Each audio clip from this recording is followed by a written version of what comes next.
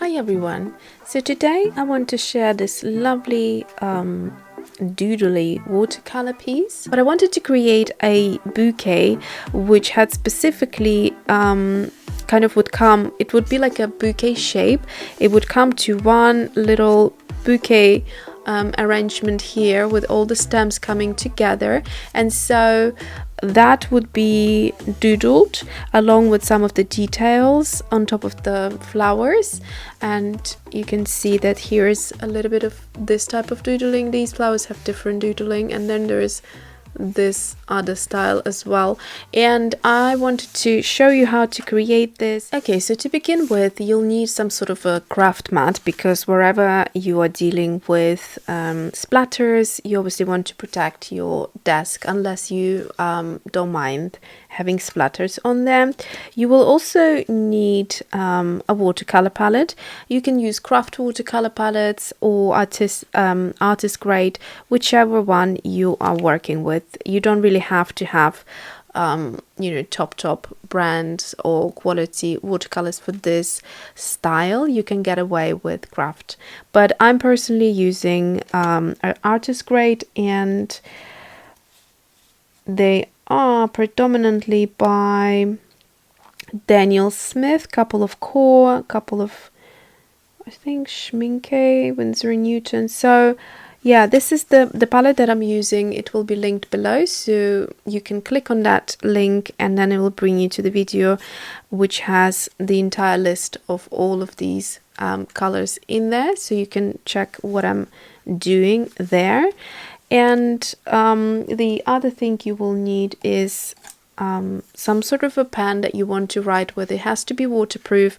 I personally love this one, which is the Platinum Carbon Ink fountain pen, which is beautiful in terms of fine point and also waterproofness. So that means I can create loads of lines, etc. You can do like a drawing with this fountain pen, and you can go ahead and add watercolor on top of it and it will be fine, it won't mix. However, for this particular style that I will show you is a little bit different today. We will use the watercolor brush to create all these marks and different kind of colored flowers, which won't look like flowers to begin with, but we will use this fountain pen to create this look.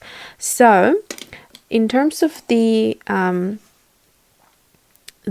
brush, so this is the Jackson's Quill brush 10-0, and I will use it to create kind of different marks on the paper, so that you just use the tip of the brush to maneuver it in certain ways to create these lovely patterns and shapes like that. So I'm going to go into a color. So first of all, think of the bouquet shape that you like to achieve, and that's how you would work. Maybe I'll go for a more rounder bouquet this time, and I'm going to go into one of these pinks and use the brush. So I'm just putting it on the paper and dragging it and lifting it, so that will create this lovely shape. So like that. And then I also will use another pink, which is a little bit more saturated. I'll put it here and lift it, put it here and lift it. This is a beautiful color. I love it. In fact, I'll tell you what it is. It's Winsor & Newton Permanent Rose. So this one is.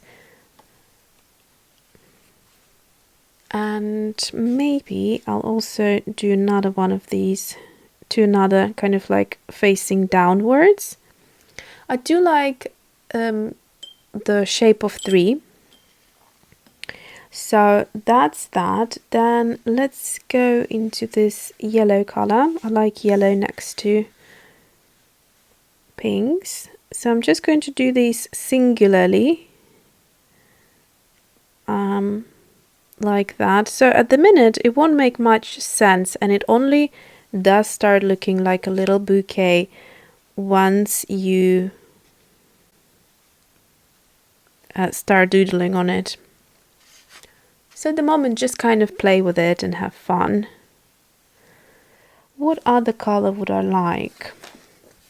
Let's have a look. So I could go with something purpley or lilac-y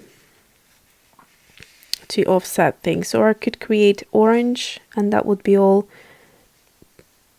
in one sort of color family. But I mean, it really depends what kind of look you like.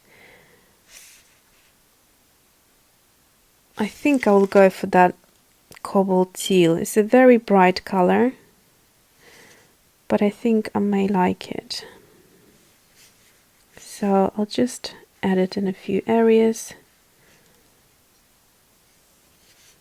Again, probably a couple more here, there, and a couple like this. So that, oh, I think looking at the camera, I want it here as well. Make sure there is enough water, so it looks watercolory. And one here maybe, yeah. Okay, so it kind of looks nice and round. And from this point, you could create a couple of green leaves. And I'm going to mix it this time. The green. So I want something quite like yellow-green, really. So let's see. So I'm gonna just create, draw a leaf shape. It doesn't really matter at the minute. When I did it with the previous illustration, I kind of regretted putting the leaves there first, and then later I was really happy that I did. Okay, I think I'm going to leave it at that. Now the important step is to make sure everything is fully dried before you start with the doodling. So I'm going to go ahead and use the HIT tool to dry it. Here's another little technique that you can do when things are 80 or 90% dry and you're just left with these little puddles of watercolor. So what you can do here is grab a tissue and then make sure you lift the color and you create this lovely watercolor effect. And then every time you do this, just scrunch up the tissue to make sure you don't contaminate the colors and make a mess. So that looks quite nice. And then last one is this green one. I think this one is dry. There we go. So now we can go ahead and dry it second time just really quickly, and then we'll start with the doodling. Okay, as you can see, things don't look like much at the moment. So what I will do is I will grab my fountain pen, and we'll start by just looking at all the flowers and thinking, where do I want to create what kind of flowers? Like, let's start with the yellow. As I said before, that would be like a singular flower. So we're going to just draw it out, and as you can see, let me just zoom you in a little.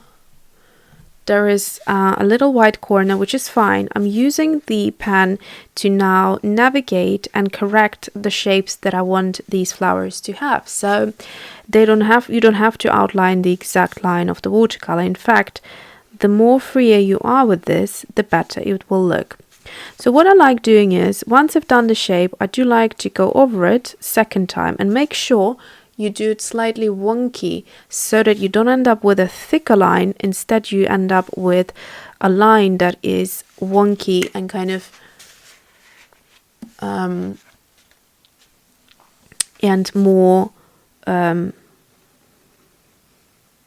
sketchy. So that's it. So that's what I like doing. To begin with, I'm just going to do the same thing to all of them, before I think of the doodling part. Now sometimes I find that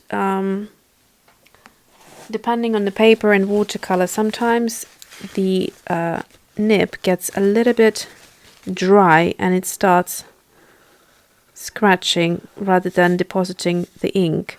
So then just have a tissue nearby and then simply wipe the nib off, and that will resolve the issue.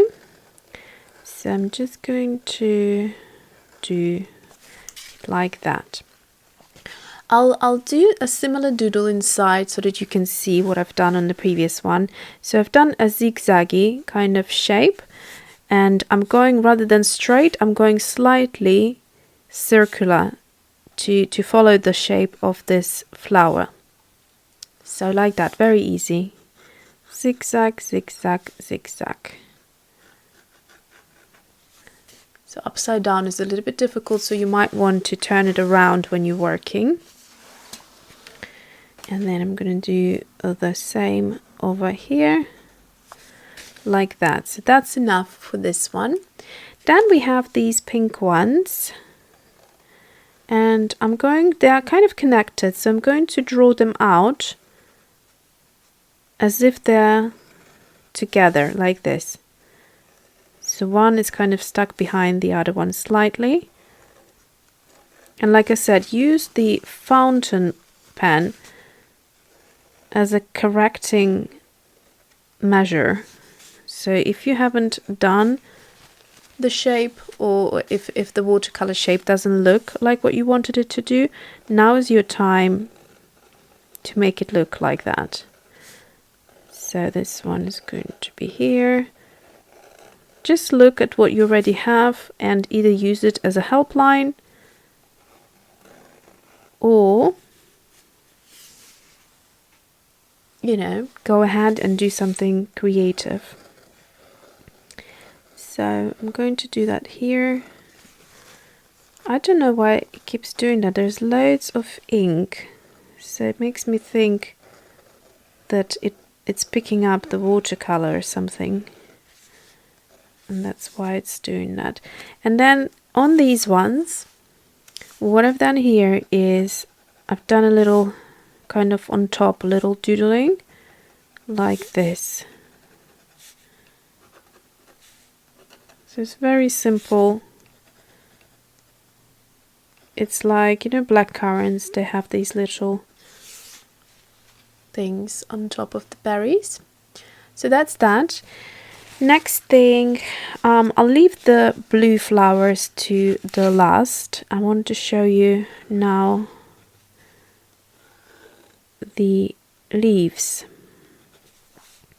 So this one is slightly curled, so I'm just going to go ahead with it.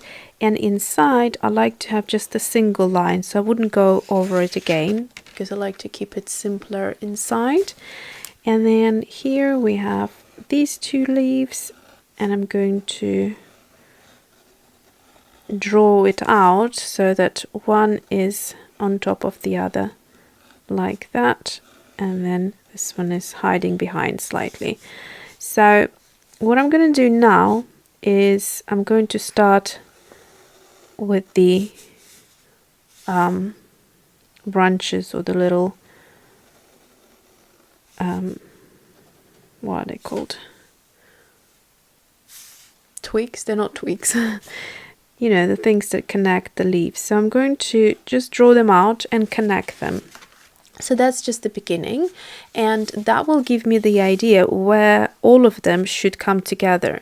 And some of them will overline and some of them will probably not. So we'll just see how it goes. The next one here, I'm going to think of a shape. So I like this kind of like an almond shape, and same thing, double lines. So that's what I'm doing to begin with before doing the doodling inside. I find that once I've done the lines, kind of gives me a better idea of how I want to arrange them or what I want to doodle inside. But you could like start one, finish it, and then move on to the next one and do it one by one if you prefer to work that way.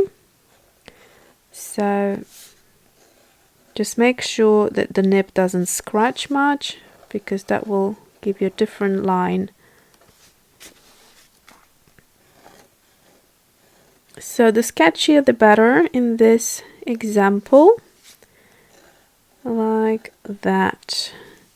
And what I'm going to do now is start the doodling. So I'm going to add either 3 or 4 lines inside, and they're all are going to be 1 line, so I'm not going to go over it. So this watercolor is cobalt teal, which means it's got that granulation, and because of that granulating texture, your nib of the fountain pen might struggle a little, so you may want to keep on cleaning it in between so you don't clog up the nib. Okay, so that's basically what we're doing here. Like I said, 3 or 4 lines should be enough, like that. So now that it's all done, we're going to bring it all down to one direction. So let's start with this one. So we're going to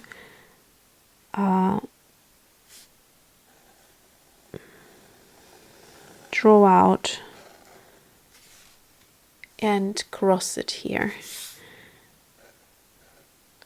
I'm going to give it a little thicker neck just to make it a bit more interesting. And like I said, I'm going to do double lines and slightly overlayer them. Same thing here.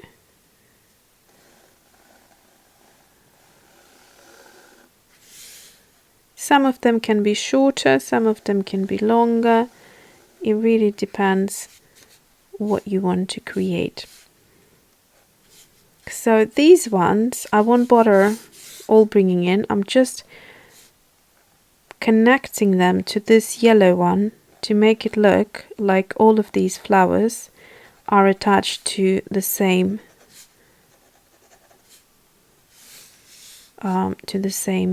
stem, like that.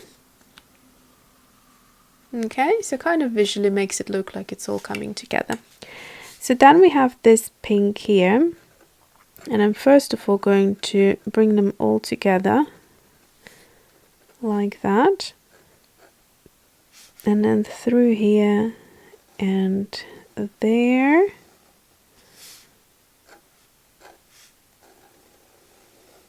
Like this, a bit longer. And then we have the blue ones. Now they're a little bit tricky because there's loads of them, so I won't bother really. So I'll just bring it in somewhere here, and then just, you know, maybe have one more kind of waving through. So let's start with this. And that one connecting here. So in effect, all you're doing is just connecting them. Even if you can't figure out what's going on where, that doesn't really matter, because visually that's what you'll be doing. So hide these 3 behind this pink. That will make your situation easier. Like that. And then this one you can weave through here. Connect them to. Like that. So that kind of looks like it's connected to here, even though I didn't connect anything. And then same thing here. They're like little balloons floating about. And then I'm going to connect these 2 together and somewhere bring it in just like that. Doesn't really matter, like I said. Now, potentially, I could put one more in or not. It might be too much, so I don't like things to be let's see. So this maybe it kind of works perfectly together. I connected this one to that one, which is the yellow, but it really, you can't, you know, you don't know what's going on. So I think I'm going to leave it like that. Yes. So that is it. I'm going to also bring those lines into here like that, and I feel like doodling a little bit more, so maybe I'm just going to doodle down from these zigzag lines like that. Yeah, that looks a little bit more interesting. And the fun thing is, of course, because you see the watercolor from underneath, that's why you don't want to start doubling the lines when you're doing inside the flowers, because you want them to be still kind of, you know, see the image of the watercolor from underneath, not be too busy. And that is it. I will leave the pink like that. Oh, I didn't connect these ones, you see. So I'm just going to connect these two like that. And now actually I feel like going like this, doing a bit of a weaving through and like that. There we go. Okay, that feels a little bit better now. So kind of put them together. So that is it. I think it looks super lovely, and it's something I haven't done before. And you could see when we first started and it was just the watercolor kind of swatches or splatters, it didn't really look like much, but now it looks so pretty. And the final step we will do is we'll do some splatters, but that's like optional. If you don't like splatters, you don't have to do it.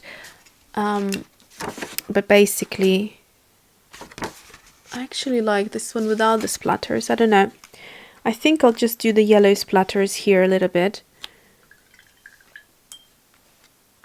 Just a little, so like that.